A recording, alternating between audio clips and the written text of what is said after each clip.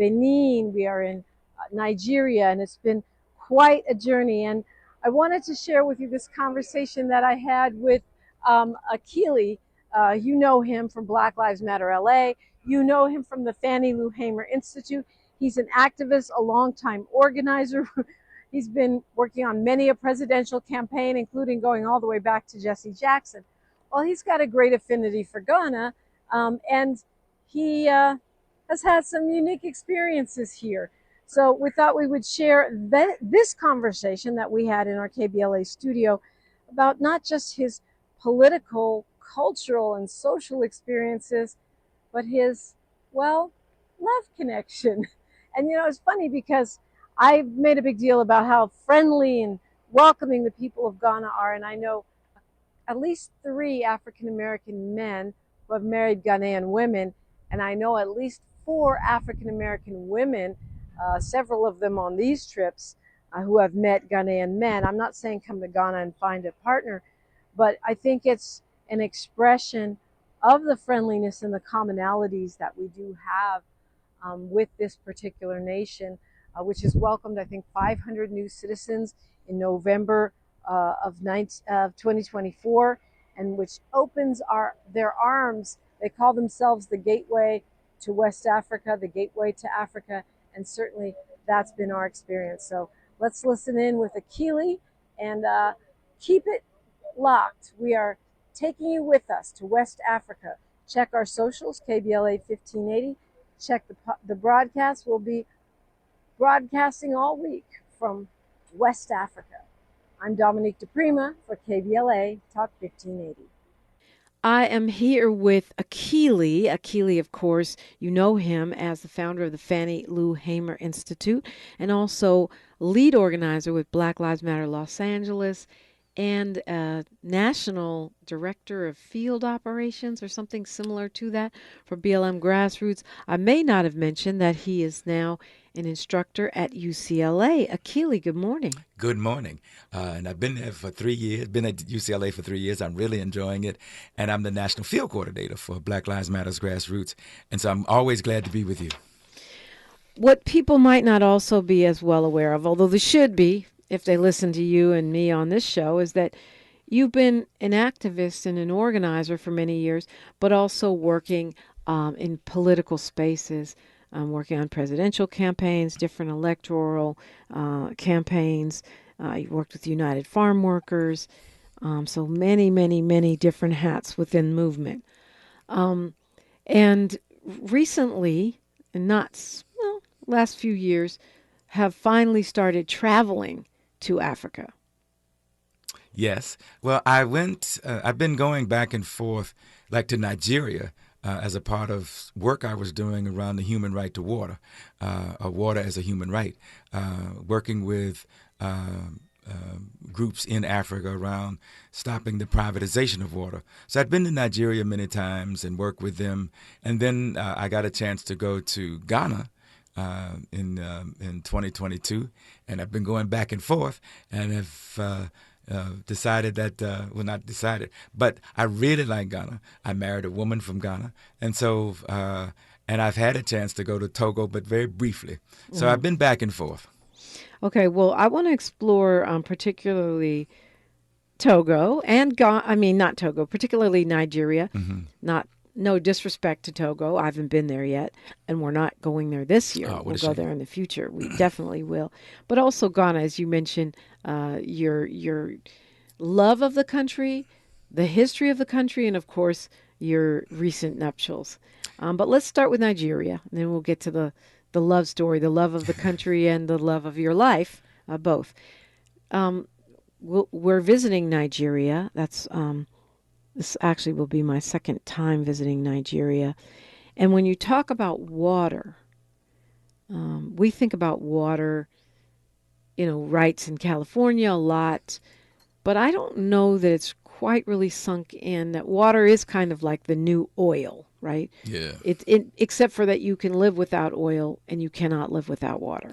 That's right. And my first time there was around a conference that was pulled together by some people who were working on the human right to water and stopping the privatization of water, CAPA. And I learned a lot then about the water infrastructure and how water privatization is something that the whole privatization myth that circulates here in the U.S. Is that somehow or another the private sector can do things better. There's no evidence of it, but they can do things cheaper and better. What they can do is always look for a profit and build a profit in, and if there's no profit, then it doesn't work for them. Right. So I got a chance to go to Lagos and Abuja, the recent capital, and I really enjoyed a couple of things about Nigeria. One, everybody there is on their grind. They figure things out and they will make it work. I appreciated that about them. I enjoyed the kakaks. I enjoyed Lagos and its intensity. It's like LA except condensed. Like New York on steroids. Yes, The way people drive there. And are constantly on their horns. The extreme haves and have-nots. Yes. And I think so. I've always appreciated the people. I got a chance to go to the Ifa area where they say the world was started, and I hope y'all get a chance to go there. And they explain how the world was created by these giants. They got these giants poles, and the giants came down and created. Of course, you're talking about Yoruba mythology. Mythology, yes. Yeah. I'm sorry, yes. Yeah. And I got a chance to go through that and hear the elders tell the story of the creation of the world. Right. Okay, I'm trying to focus us because we're kind of all over the place here. But what you're referencing is the fact that there's so much culture and history there in Nigeria. Yes, there is, and one of the other things I appreciated about that culture and history is that their efforts at preservation against the pressures of modern eras, modernity, and so there's a constant tension there. But they do have festivals that I remember that connected to the cultures, which was really very good, and I really enjoyed them. So. Abuja was a little different, but it's because it's the capital. But the inland area that I got at Lagos and the Osun area was really very good. The thing about it too, when you talk about Nigeria, you're talking about more than likely many African Americans are descendants of Nigeria, Senegal, Gambia, Ghana, those coastal western areas. Although we could have ancestors anywhere on the continent, many of us will descend from there.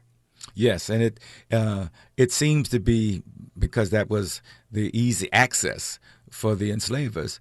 The coastal areas was, like I said, the easy access. But many of us were marched from inland. And when we get to Ghana, you can talk about the last bath. We're captured inland and brought to the ports. And the other thing that I've observed about Nigeria in particular is, it has the second largest economy on the continent, second after South Africa. This refugee country, this country where they're persecuting white people. So it has the largest black economy on the country, in the country. Yeah. Fully black, because most of the economic engines and opportunities in South Africa are white owned. By white, yes. But yes, so it's the first largest black one of the continent. And there are those tensions. The remnants and the impact of colonialism, British colonialism, Portuguese colonialism, Spanish colonialism, French colonialism is still in those countries. And every time I go, I often wonder what would these countries be like if they had allowed to progress and develop on their own. It'd still be it would have been the Benin Empire advancing, not how the Europeans cut up the continent. So that's one of the things. It's one of the tensions that I observed in Nigeria about trying to find their own way, but still being connected to the colonizers' way.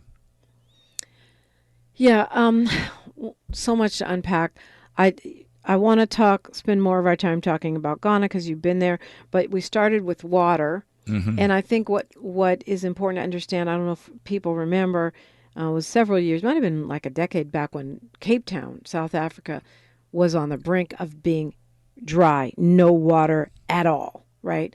And the fact that the disproportionate impacts of climate justice make it to where the global South, i.e. sub-Saharan Black Africa, is more quickly impacted, is already being impacted by drought and water shortages, meaning that the privatization, meaning corporate ownership of water, will be disastrous for Africa. Oh God, it will be. And luckily, I think people are beginning to see that. And once again, this tension, there's these external former colonial powers and the World Bank and the others that see Africa as this mineral-rich continent that is there to be extracted for the benefit of Europeans, of wealthier societies. And you can see some countries in the Sahel and others beginning to push back against that. But that has been the pattern and the tradition, that the colonizers have stayed there in some form to continue to extract riches from the continent. The people are beginning to rise up and push back. In Nigeria, it's oil. I mean, this is a oil-rich country, and so you shouldn't have people starve or struggling as you see in Lagos and other parts. But it's because it's the colonizers, the oil companies extract the resources and don't make sure the people whose resources it belongs to benefit from it. It's the same with cocoa, the same with a lot of things. The other thing, though, that has to be talked about, and I think we need to be honest about, is that in an effort to mimic the colonizers, there's been poor, bad, and non-existent management. And that's, and that I think is something that has to be at least recognized. And I know that people are beginning to struggle with more and more and more. Bob Akili, as he's affectionately known within Black Lives Matter circles, a.k.a. Akili, is my guest. And we're going to talk about Ghana, the love story, the incredible revolutionary history, and its influence and impact on the entire diaspora, and more when we come forward. It's KBLA Talk 1580.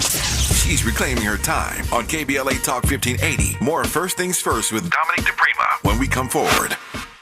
Hey, Mom, I've been meaning to talk to you about some new COVID information I saw online. Uh-huh. I read that black folks like us with certain conditions like diabetes, heart disease, mental health conditions, or being 50 and older, like you, are at high risk. Boy, you sound like a commercial. I'm just saying. I know you love your ginger teas and essential oils, but remember, there are treatment options for COVID-19. I promise if I get sick again, I'll call my doctor to ask about my options. Visit WeTalkWeRise.com to learn more. Brought to you by Pfizer. Small businesses are the heart of America. But you don't have to go it alone. As the nation's largest nonprofit resource of expert business mentoring, SCORE has helped millions of entrepreneurs build their businesses for free. Get the connections, education, and guidance you need with SCORE. We're ready to help. Find a mentor today at score.org. The conversation continues right now with Dominique DiPrima on First Things First. Africa 2025. So happy whenever we get to travel, especially with the groups that we bring, who are typically mostly listeners of KBLA Talk 1580 or my previous radio stations, and supporters of African Focus Incorporated. And as we travel, sometimes, we're actually on a plane or power is down. So it's always great to talk with folks who have some knowledge and experience of Africa. So as a longtime activist and advocate, Akili, I think you must have been inspired by Kwame Nkrumah and the liberation movement, the independence movement of the Ghanaian people. Talk to me about that and how it touched you as an activist. Well, Nkrumah, because Ghana was the first to win their independence in 1957, and Kwame Nkrumah was the the part of the leadership, the Big Six as they call them, that was a part of winning that freedom. But his vision of Ghana, I really began to appreciate and respect once after I went there. I mean, I certainly appreciated who he was and what he had done, like many of the revolutionary leaders that fought for their independence in the late 50s and early 60s. So I respected that. But it wasn't until I got a chance to go to Ghana that I saw its practicality. And for me, it was expressed in three ways. First, his fight to build the Volta River. The Volta Reservoir, which wound up, and all of the Western countries were against it. They wouldn't finance it. He was able to do it. It is the major source of water now for 3 regions in part of Togo. His fight for and development of the university system there. It is advanced. It is becoming among the world's first, and it is producing the kind of people that they need to lead their country. And finally, the work that he and others did to stay connected to Americans. Because he went to school, and Nkrumah went to school in the U.S. And so he had excuse me, he had an understanding of the U.S.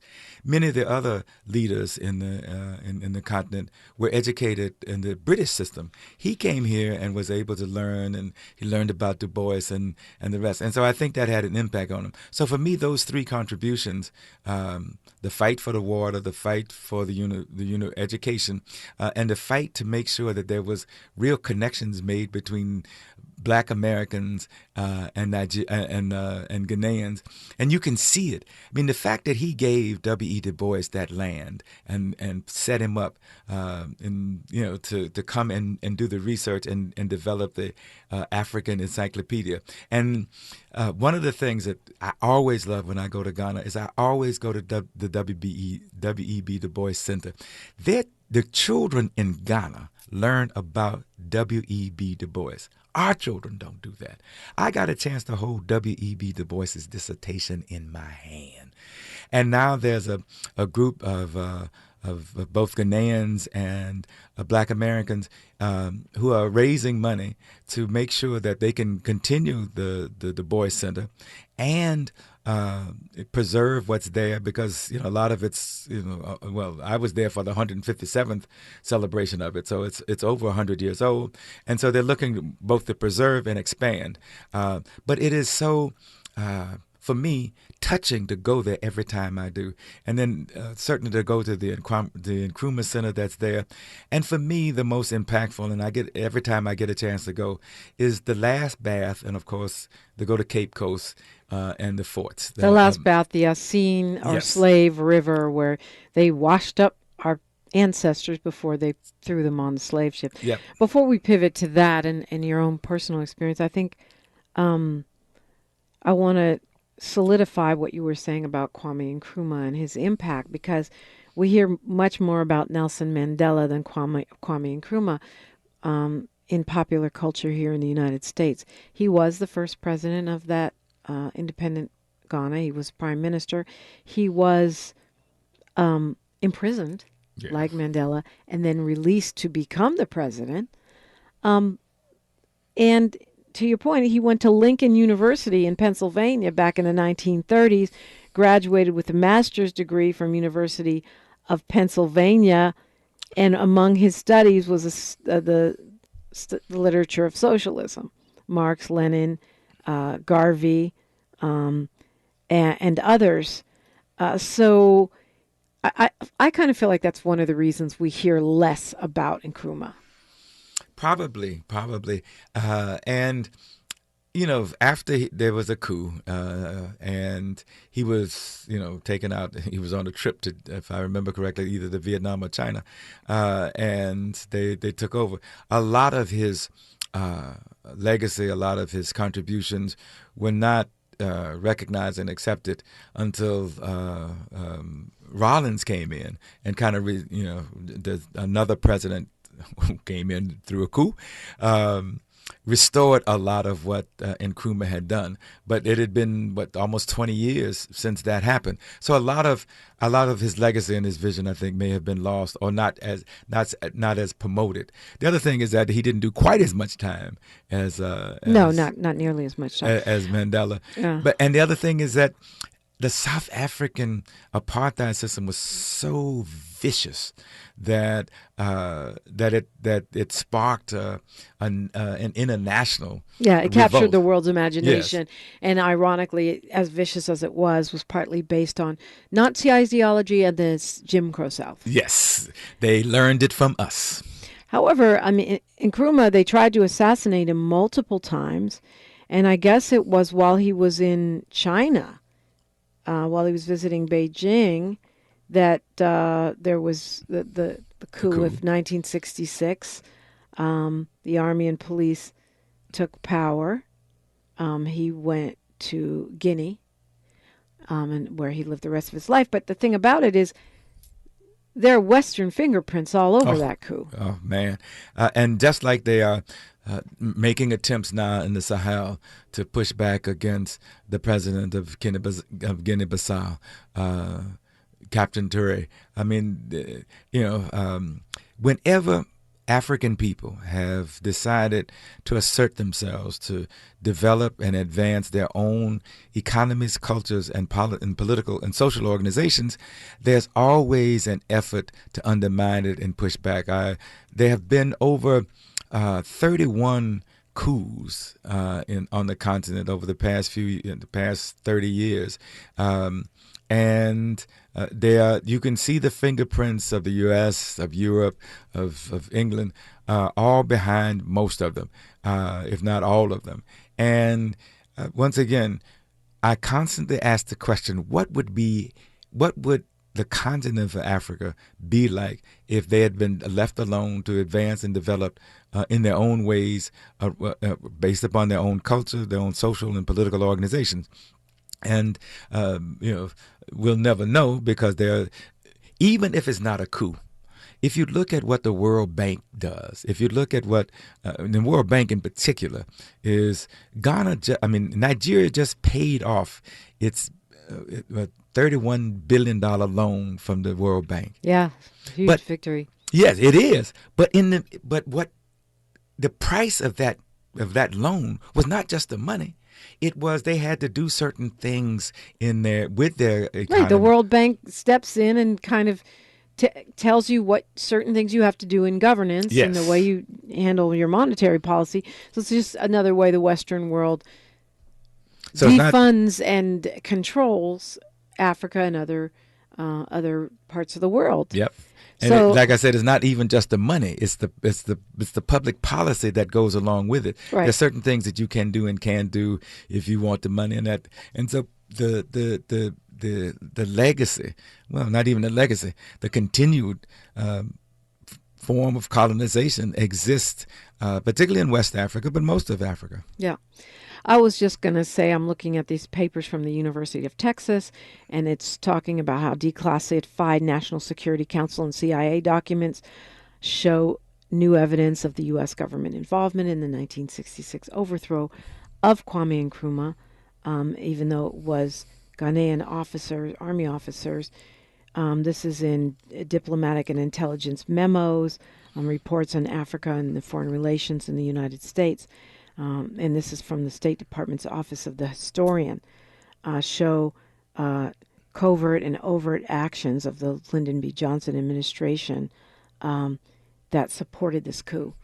And I just want to point that out because we're always talking about the corruption and problems of African leadership. And if you look up Kwame Nkrumah, if you Google him, the mainstream, the encyclopedia and others are going to say he was authoritarian and all of these things. But Nkrumah himself said the U.S. was trying to overthrow him, and now the U.S.'s own paperwork shows that. So how can we fault African nations for instability when we're the very ones that are destabilizing, overthrowing, practicing regime change, and assassination of African leadership? Yes, and the only way to avoid it is to become a puppet. the only way to avoid it is to be in line with U.S. foreign policy, U.S. Economic policy, and allow the extractions of those countries' resources to the benefit and wealth of other people. And so if there isn't a coup, then you know that they are probably, if there isn't a coup attempt, then they're probably trying to do the best for their people. If there is a coup, then they probably are doing the best for their people. And so that tension exists there. But two things that I observed, both about the Nigerians and the Ghanaians, is that they want these relationships with Black Americans. They really do. And you're not talking about love relationships. You're talking about solidarity, yes. Political organizing relationships. I want to quote Kwame Nkrumah here. He says in his book, Dark Days in Ghana, his account of the coup, he says, "It has been one of the tasks of the CIA and other similar organizations to discover potential quislings and traitors in our midst and encourage them by bribery and the promise of political power to destroy the constitutional government of their countries." Yep. He said it, and I think to your earlier point, we should be instructed by that when we look at the way the West is moving against Burkina Faso and other Sahel states. Look at what the Obama administration and Secretary Clinton did as it relates to Gaddafi. He was vilified. He had the audacity to talk about a unified Africa. He gave millions of dollars. I mean, one of the things that I will remember is I remember after the Million Man March, Minister Farrakhan went to meet with Gaddafi, and Gaddafi offered over $6 million to not only support and pay for the Million Man March, but other programs. That was unheard of. I mean, it caused some tensions and people began to question it, but that was unheard of. And the two things that you're going to hear about African leadership that is trying to fight for and their resources and their people is first that they're anti-democratic, that they don't believe in the democratic process, and secondly that they are just taking all the wealth for themselves. And they can hold up Mobutu, Sekou Mobutu from the Congo as an example, but that's not Africa. If you can always find one, but you can't use that one to be the measurement for all. And every time I've observed, there's been an effort to make sure that the resources and the people of the continent are put first. There is an attempt to undermine them, to destroy them, and take them down. Mm. And I think, again, worth noting that, one of the major differences between Mandela and Nkrumah is that Nkrumah got the land. They got the land. The Ghanaian government owns most of the land in Ghana. The South African government owns almost no land, and the South African Black majority population still owns almost no land, no businesses. So they got truth and reconciliation without their 40 acres and a mule, similar to what we got here. In Ghana, foreigners are not allowed to own land. They can lease it for 99 years.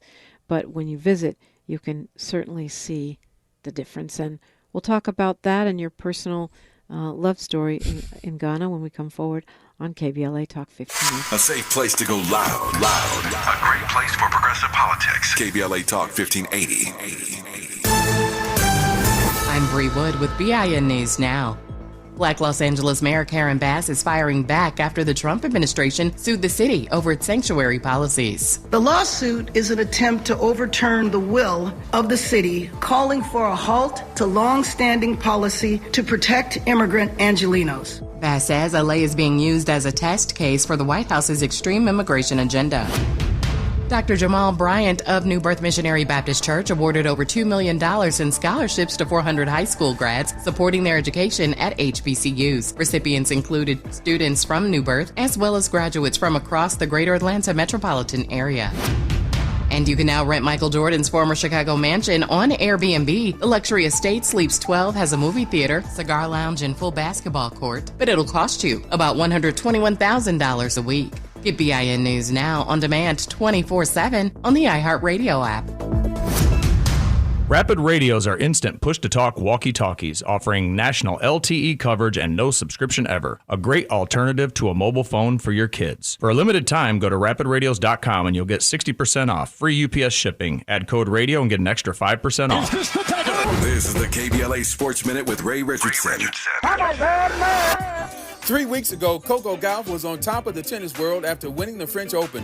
Today, the 21-year-old African-American star is doing some soul-searching after losing in the first round at Wimbledon to an unseeded player. Gauff, the number 2 seed at Wimbledon, lost in 3 sets to Diana Yastremska of Ukraine. It's the second time in 3 years that Gauff, ranked number 2 in the world, has lost in the first round at Wimbledon. Gauff had 29 unforced errors and 9 double faults in Tuesday's match. Wimbledon has been tough on Gauff. Of the 4 Grand Slam events, Wimbledon is the only one where she has never made it to the semifinals. The Dodgers beat the Chicago White Sox 6-1. Shohei Ohtani hit his 30th homer. The Angels kicked off their 6-game road trip with a 4-0 win in Atlanta. No debates, no speculation, just the info you need. That's your KBLA Sports Minute. I'm Ray Richardson. More news, opinions, and conversation when we come forward on KBLA Talk 1580. Hey, man. Hey, what's up, What's that station you listening to? Oh, man, you don't know? That's Talk Radio. KBLA 1580 AM. Check it out. 1580 KBLA. KBLA AM. 1580 Talk Radio. Progressive. At KBLA Talk 1580, we're celebrating our 4th anniversary, and this track right here is the gift one of our devoted listeners presented to us. Where you get some information, get a true education, just to know. Ooh, yeah.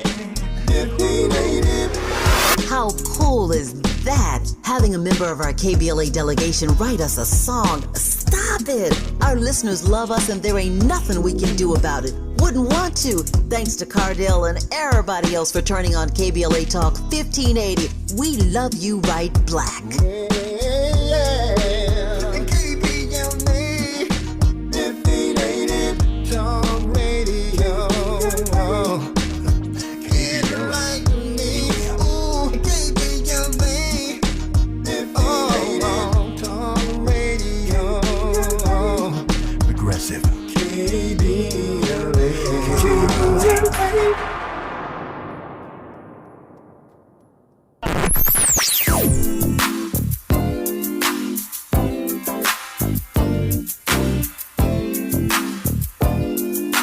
This is KBLA Talk 1580. Talk Radio. That's music to your ears. We're unapologetically progressive. KBLA Talk 1580. Find a righteous rage and don't be afraid to say what you see.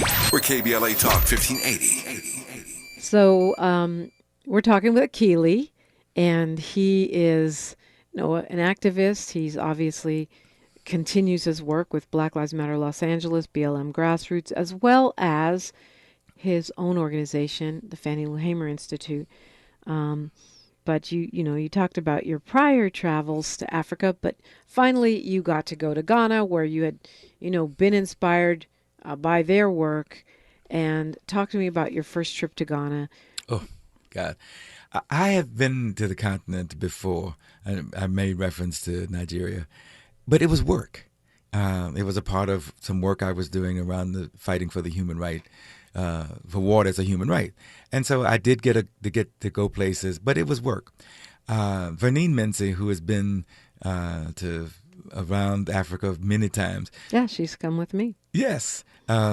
Convinced me to go to Ghana. And I've been saying I wanted to go to Egypt and Ghana and rest, but it was always an excuse. I didn't have the time, I didn't have the money or whatever. But she said, no, you can do this. And she convinced me to go. We went in December of 2022, and I loved it. I just fell in love with the country and the people. Going to the Du Bois Center, going to the Cape Coast, the Laugh Bath, the museum, all of that, and really getting to know the fact that the museums talked about the origin of Ghana and its advancement. I just really was taken by that. And I remember I was with a tour guide who became a very good friend. I said, I really like Ghana. I'd like to meet more people here. And he said, well, there's a couple of people I want you to meet. And I started electronically communicating with one of the persons, and it evolved over 2.5 years. I went back to Ghana. So I was there in December of 2022. I got a chance to go back in March of 2023 once again for World Water Day, and I was on television. I spoke at a university, spoke at a secondary school, which was really very interesting to speak to really young children. I got a chance to visit Volta and to meet with a lot of the water ministers there. But I also met a person I had been communicating with through WhatsApp in person. And that person helped facilitate a lot of the work that I was doing. And a connection was made, and I started going back and forth. And in February of 2025, Valentine's Day, we got married. She's a Ga woman, and Ga is the second largest tribe in Ghana. That's largest, of course, is the Ashantis. And I got introduced to the Ga custom. I got introduced to the two-phase approach that they have for marrying. There's the knocking, where you go and meet the family, and they ask you questions. It's basically an interview. Interrogation or an interview? Well, no, it's not an interrogation. It can be an interrogation, but this wasn't. It was a very pleasant kind of interview. And I remember I asked her to marry me, I think on July 19th, and then within a week, I'm meeting the family, and I have this list of things I have to take. I have to take some minerals. I had to take some beefeater because they use alcohol in their libation. Mm-hmm. I had to take some. Many do. Yeah, a couple of other things, and then I met the family. Well, I had met her brother and had met her mother, but then I met all of her aunts and her uncles. Her father had passed away. And we were all very pleasant. They were a little concerned about the fact that I was a foreigner, and would that take their child and take them over here in this violent country, because they asked about that, and abandon the rest. But overall, it worked well. And then after that, then there was the actual ceremony in February, where and this is different for me. So her family comes in first, and then my family, my oldest daughters and my granddaughters and some good friends of mine came. At the knocking ceremony, they gave me a list, a bride list of things I had to get for the ceremony. And one of it, two things I thought was very interesting: luggage and a sewing machine. I thought, why do I need, okay, y'all, this is what y'all, and they teased me because they said if I was living in the northern region, I'd have to bring goats and cows, or pay for goats and cows. So the actual wedding ceremony is her family comes in, my family comes in with the bride price, and they present it to their family. And if her family accepts it, then they say yes, and then they bring her in, and does she accept these bride prices? And she says yes. Then they brought me in at the end. And usually here, it's the other way around. Right, the groom comes in and waits, and the bride comes down the aisle. You got to pass inspection first, and then and then you get to come in. Yes, and the other thing about the ceremony that I found very interesting is that white is celebratory, and so we had these white kente cloth and just lots of gold jewelry, and I don't necessarily wear gold in that. And I had to wait because they wrap you, and I had to wait to be wrapped by the Queen Mother because all that I was wrapped in belonged to the king. So that there's all this gold. There's this huge gold chain with a giami on it, and these gold shoes that seriously. And I'm thinking, ooh, I almost tripped in them. But it was a very very moving ceremony for me, and I think everybody was there. Like I said, coming in last. Was very different. The other thing that they made exception for, not exception for, but they included is they had a minister. They normally don't, in their tradition, they don't have ministers that come in and do the ring sharing and the ring thing and I do. They added that just because over time they become Christian. But it was really a moving ceremony. And then after that was the reception.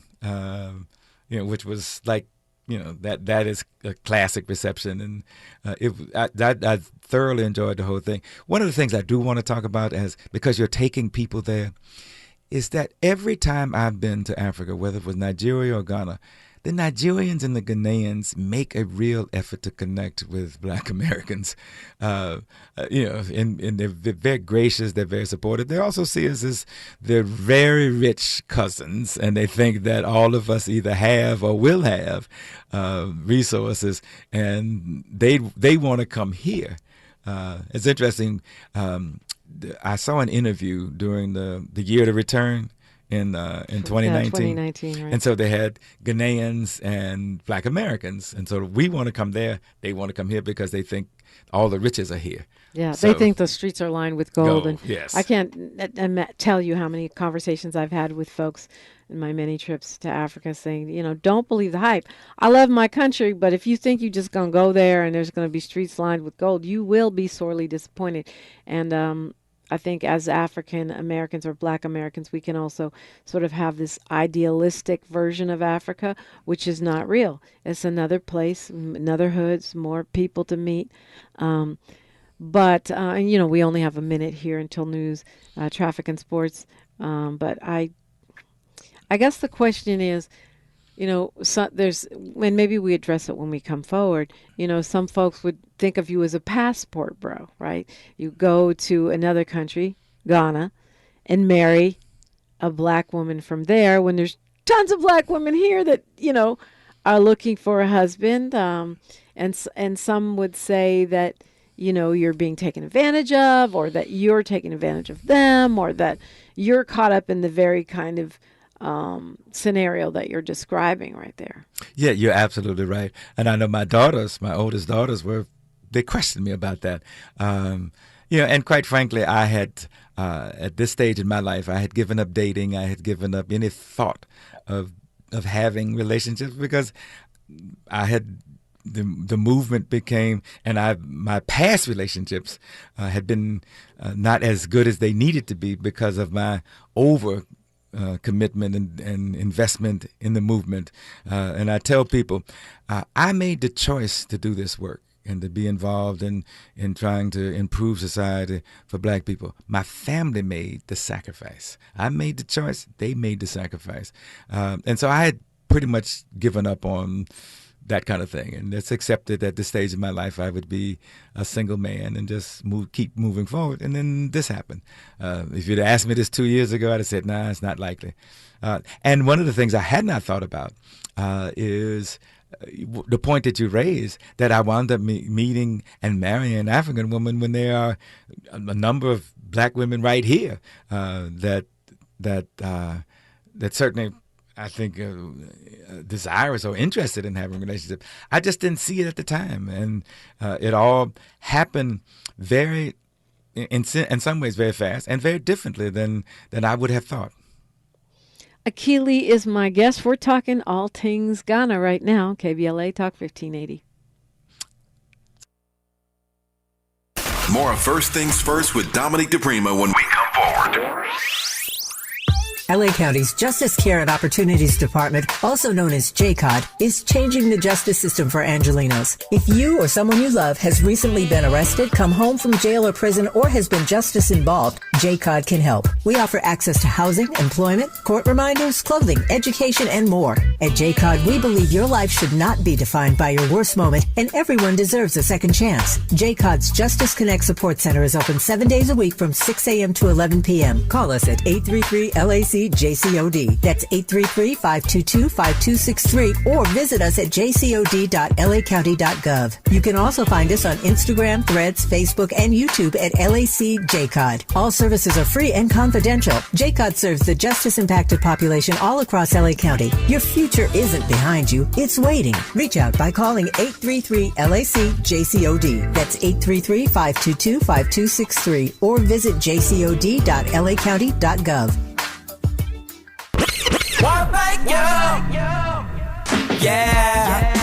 At KBLA Talk 1580, we're proud to be celebrating 4 years on the air, but we know we could not have made it this far without you. We work hard every single day to curate conversations that will enlighten, encourage, and empower you. So, from all of us at KBLA Talk 1580, a big thank you for your love and support. You don't know how much you mean to me. And by the way, if your smartphone did not update automatically, be sure to download our brand new KBLA 1580 app. We think you'll love all the new features, including new ways to send us photos and video in real time, whenever news breaks, while we're on the air. It's a new dawn, a new day for KBLA Talk 1580, and we're glad you're on this journey with us. You never turned away, you were right there. Thank you, thank you. KBLA Talk 1580. We've got a lot to talk about. KBLA Talk 1580, connecting you with services and solutions. Worried about eviction? You have rights, and Stay Housed LA can help. Stay Housed LA is a partnership between LA County, the City of Los Angeles, and local service providers. From Lancaster to Long Beach, we're here to help you with tenant education workshops, legal clinics, free legal services for eligible tenants, and online resources about tenant protection laws. Don't face eviction alone. Call our hotline at 1-888-694-0040. That's 1-888-694-0040. Or visit stayhousedla.org. Stay Housed LA, keeping Los Angeles residents in their homes. Stay Housed LA, your rights, your home, our community. This is a community call to action from KBLA Talk 1580.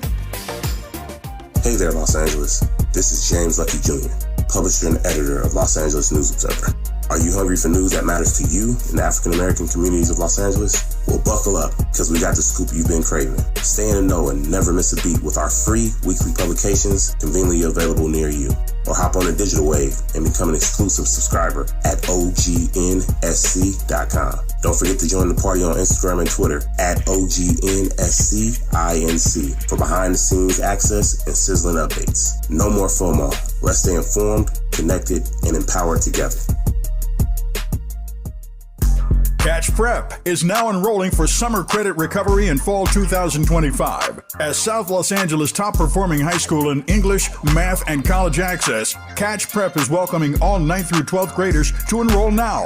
Catch Prep offers a small, supportive, and safe learning environment to help all students succeed, so that all students feel valued, respected, and motivated to reach their full potential. For the past 20 years, Catch Prep has helped more students of color gain admission to top-tier universities, with our graduating seniors earning a total of $3 million in scholarships, more than any other school in Los Angeles. We are dedicated to helping all students turn your college dreams into reality. Catch Prep is now enrolling. Visit us online at catchhighschool.com or call 323-293-3917. Space is limited. Please enroll now for summer credit recovery and fall 2025. Call 323-293-3917 or enroll today at catchhighschool.com. Yeah. With California Crusader newspaper would like to thank all of our subscribers for their support throughout the years, proudly serving the South Los Angeles and South Bay areas for more than 40 years. The California Crusader is a multicultural, black-owned, adjudicated newspaper that focuses on providing newsworthy information to the people in our community. We're constantly looking for ways to assist businesses in our community to connect with our subscribers. We provide low-cost, effective ways to promote your business with our reasonable and affordable advertising rates. You can participate by suggesting, sharing, and submitting your stories on the California Crusader newspaper Community Share Facebook group page, or visit our website at cal-cruise-news.com. That's calcruisenews.com. Then click on the Submit Now button located on the top right corner of the homepage, or text CCN to 42828. Again, text CCN to 42828. The California Crusader newspaper, working together to build a better community for our future. Subscribe today. We're not for everybody, but we're for everybody. You're listening to KBLA Talk 1580. Talking with Akili, a.k.a. Bob Akili, who has been traveling to Ghana quite a bit, met and married a woman there that he fell in love with, and also fell in love with the country. And, of course, I asked you about the whole, because the passport bros is a thing, right? There's a whole movement online that black men in particular want to go find a more traditional wife in Africa because black American women are trash. I mean, that's the subtext in the narrative. And also there's a sort of stereotype that passport bros, whether they're going to Cuba or Africa or wherever they might go, are also sometimes taking advantage of themselves, that they get caught up like a 90-day fiancé situation where somebody just is looking for papers, or they just want to, or they think you're very rich or whatever. So you kind of started talking about it. You had given up dating, but what's your response to that passport bros narrative that, choose an African woman because African American women are difficult or demanding or whatever they say we are? Yeah, well, certainly I resist and resent that because black women are the core of everything we do here. The men may take the credit, but the women do the work, and certainly I've been working on that for many years, having developed as a man, a black man in this society that was involved in, participated in, and supported the male toxicity that exists in this society, and had to learn minute by minute, second by second, how to get away from it, how to stay away from it, how to overcome it, and it is a second by second effort. Mm-hmm. And so I would never say that about black women anywhere. It just happened. I wasn't planning it. I wasn't thinking about it. Like I said, I had given up on this kind of thing. I thought I was... By this kind of thing, he means romantic romance, love. Yeah. Yeah. I had pretty much given up on that. I hadn't dated.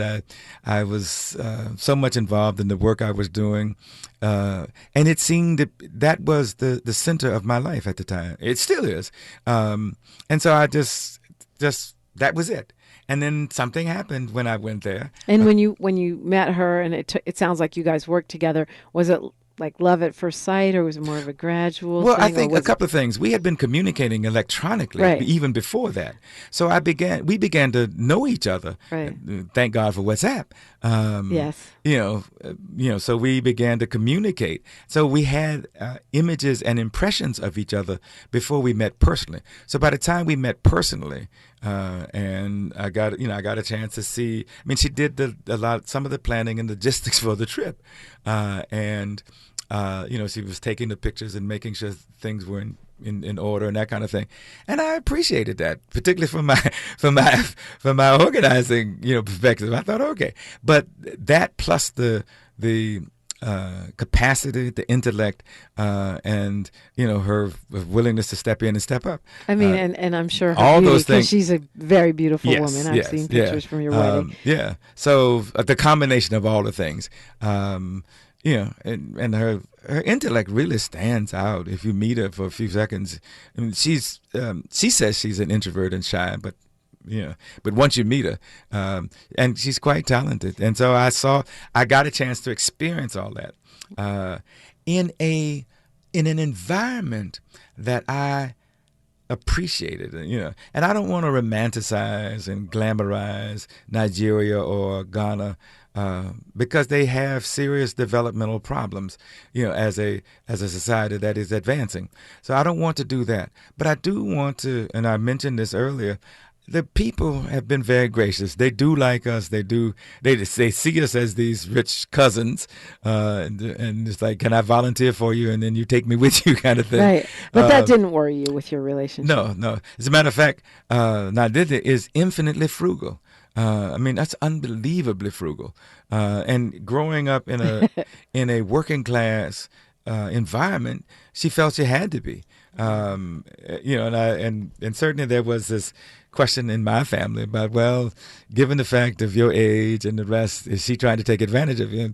And if anybody knows me, it's like, well, and I remember Melina saying, well, we know two things. One, she ain't with you because you're rich, because we know you ain't that. And the other was that she's not with you because you're the best looking man. So that's not fair. Well, at my age, yeah. But that's part of the reason why I wasn't dating, because I thought that's past for me. I'm older. I'm not. You see a lot of attractive men out here, so I just gave up. And then this happened. I would not have. And it's changed your life how? Well, it has given me I'm centered around my work, but now I have a personal center that I didn't have before, and I'm trying to learn the mistakes and shortcomings of my approach in my other marriages and relationships, which did center around my professional and my work life. Work-love balance. You're learning work-love balance. In a much different way. And once again, I've been, my children and my past relationships, they've been awful gracious to me to say, don't mess it up. Don't over extend yourself. They've been very gracious, very supportive of me, making sure that I do it right this time. Well, I love that for you. Well, congratulations on your marriage, and thank you for sharing your insights and understanding of Africa, both Nigeria and Ghana, but especially Ghana, yes. Right? Because that's the place where you not only fell in love with your wife, but you fell in love with the whole country. You think you'd ever go there to live? I'd like to, and we've talked about this, live there and live here, because there's still things I want to do here, but I really like Ghana. I really like the people. And of course, I got married there. So we're looking at how do we, a little here and a little there. Okay. An intercontinental love story. Yes. And of course, life. Yes. Akili, thank you so much for joining. Thank you. Continuing our conversations from Africa, about Africa, to Africa, and with you on KBLA Talk 1580. KBLA 1580 Santa Monica. I'm Bree Wood with BIN News Now. Black Los Angeles Mayor Karen Bass is firing back after the Trump administration sued the city over its sanctuary policies. The lawsuit is an attempt to overturn the will of the city, calling for a halt to long-standing policy to protect immigrant Angelenos. Bass says LA is being used as a test case for the White House's extreme immigration agenda. Dr. Jamal Bryant of New Birth Missionary Baptist Church awarded over $2 million in scholarships to 400 high school grads supporting their education at HBCUs. Recipients included students from New Birth as well as graduates from across the greater Atlanta metropolitan area. And you can now rent Michael Jordan's former Chicago mansion on Airbnb. The luxury estate Sleeps 12 has a movie theater, cigar lounge, and full basketball court, but it'll cost you about $121,000 a week. Get BIN News Now on demand 24/7 on the iHeartRadio app. Rapid Radios are instant push-to-talk walkie-talkies offering national LTE coverage and no subscription ever. Business owners can now keep in touch with up to 200 staff members at one time. Go to rapidradios.com now for up to 60% off and free shipping. This is the KBLA Sports Minute with Ray Richardson. 3 weeks ago, Coco Gauff was on top of the tennis world after winning the French Open. Today, the 21-year-old African-American star is doing some soul-searching after losing in the first round at Wimbledon to an unseeded player. Golf, the number 2 seed at Wimbledon, lost in 3 sets to Diana Yastremska of Ukraine. It's the second time in 3 years that Golf, ranked number 2 in the world, has lost in the first round at Wimbledon. Golf had 29 unforced errors and 9 double faults in Tuesday's match. Wimbledon has been tough on Golf. Of the 4 Grand Slam events, Wimbledon is the only one where she has never made it to the semifinals. The Dodgers beat the Chicago White Sox 6-1. Shohei Ohtani hit his 30th homer. The Angels kicked off their 6-game road trip with a 4-0 win in Atlanta. No debates, no speculation, just the info you need. That's your KBLA Sports Minute. I'm Ray Richardson. More news, opinions, and conversation when we come forward on KBLA Talk 1580.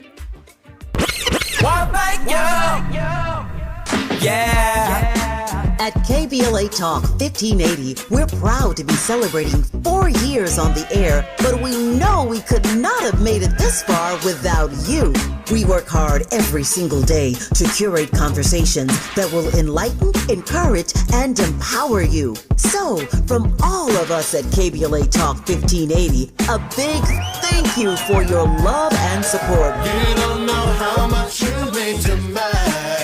And by the way, if your smartphone did not update automatically, be sure to download our brand new KBLA 1580 app. We think you'll love all the new features, including new ways to send us photos and video in real time, whenever news breaks, while we're on the air. It's a new dawn, a new day for KBLA Talk 1580, and we're glad you're on this journey with us. You never turned away, you were right there.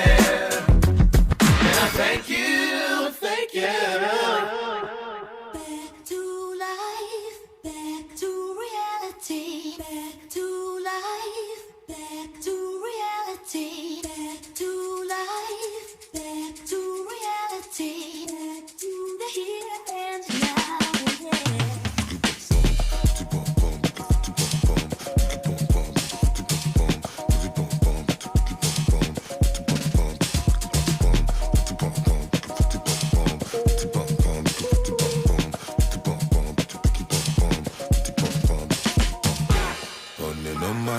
Then no fit touch my energy.